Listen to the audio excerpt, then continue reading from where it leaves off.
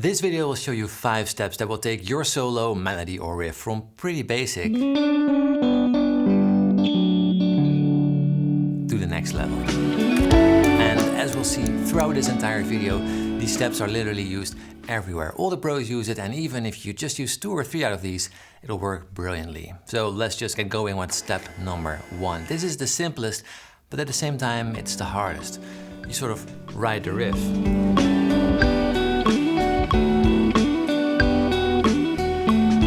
So the line I'm recording is a solo or a melody, however you want to see it. I wrote for the interlude of a track called The Little Time I Have, and I love how it sounds, but in the mix somehow it doesn't do it justice. And I can't simply add more gain because that would make it sound horrible because of all the dissonance happening.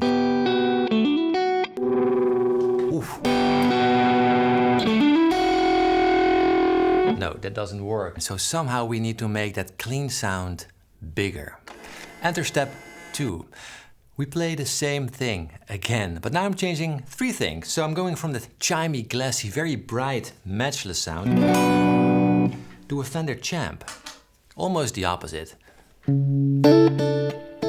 So this gives me that warmer, mellower, bellsy sound instead. And now I'm also playing with the fingers and switching pickups from position 4 to the neck pickup. Now let's record this line.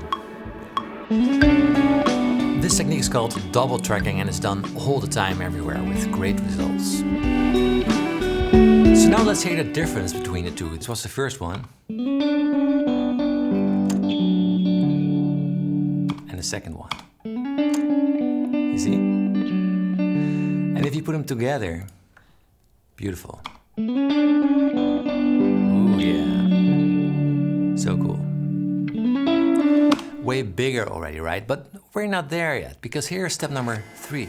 So this is a technique we saw being executed masterfully in Johnny Cash's Hurt, as you can see in my deconstruction over here. We can separate the tracks, pull them apart a little bit to get this really big, wide sound. So what we can do is pan one track to the left and one to the right. That's done like this. So let's say one goes to the right, the other one goes to the left. We are. And now if you play them together, yeah, very pretty. And just because the sounds are pretty different by themselves, you'll notice it even more. And because of that stereo separation, it will automatically bring it more out in the mix. Let's have a listen.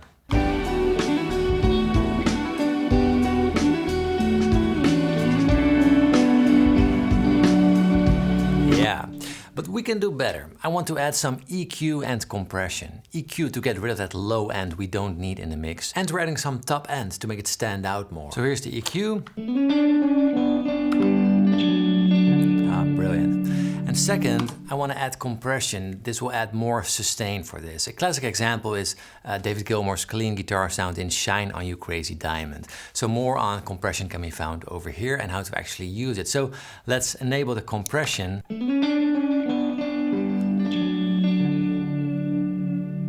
See?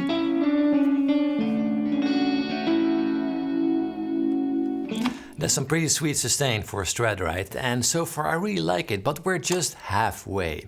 And the second time I want to lift it up even more using step number 4. So the easiest way to do this, again, play the same thing, but now an octave higher. So this was easier said than done because I couldn't simply put the capo from fret 7 to 19 and play the same riff. So I had to find out a new fingering, which in the end did work out, but it was a tad challenging, but it sounds absolutely brilliant. So let's have a listen to this. And why not record it immediately too? And for all of these examples, you can use any recording device or loop pedal you have lying around. So here's the octave by itself. But I wanted to make it more spacious and more atmospheric. So let's add a tad of shimmer reverb to this, which by itself sounds like this. Ooh. Let's play it alongside with the guitars. Yeah. And now in the mix.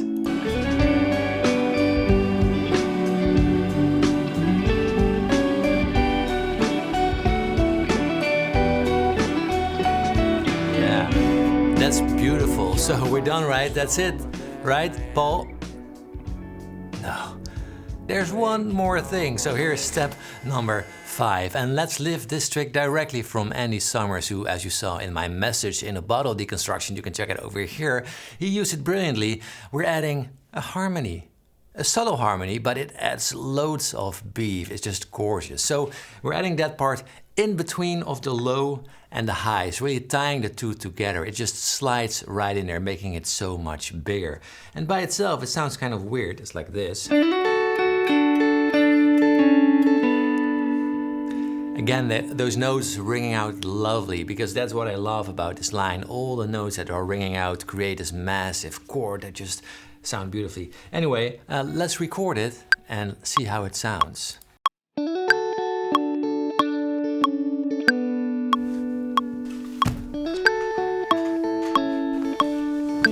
So listening to just the harmony always sounds a bit strange by itself. So let's add the octave and the other two guitars.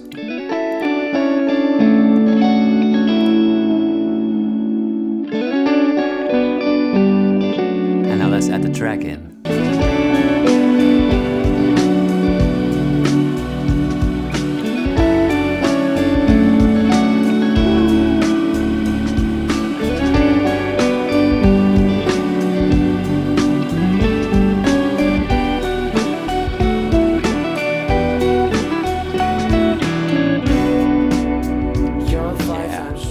There we have it. So this is the instrumental interlude to our new single, The Little Time I Have, and I genuinely love to hear what you think. Do you like the sound of these techniques? Or maybe you have better ideas or some tips you'd like to share? We started working on this track here in the studio, so there's loads of guitars in it. Breaking all my rules again. I waste a little time I have. The little time I had. You'll find I'm stronger than I am. Breaking all my rules again. I waste a little time I had. The little time I